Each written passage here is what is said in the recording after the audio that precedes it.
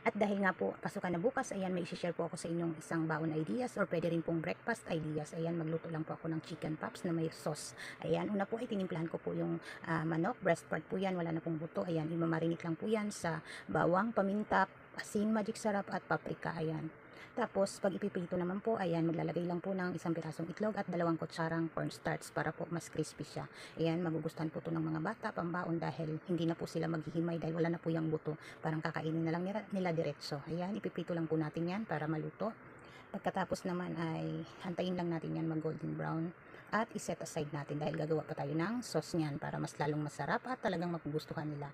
Ayan po, magtunaw lang po ako ng butter, konti, tapos igigisa ko lang po tong minced garlic. Pagkatapos naman ay pwede nang ilagay itong mixture ng sauce na ginawa ko. Mayroon po yung oyster sauce, ketchup at saka hot sauce. Naglagay po hot sauce konti. Tapos may konting asukal at paminta. Pagkatapos ay pwedeng patayin ng apoy at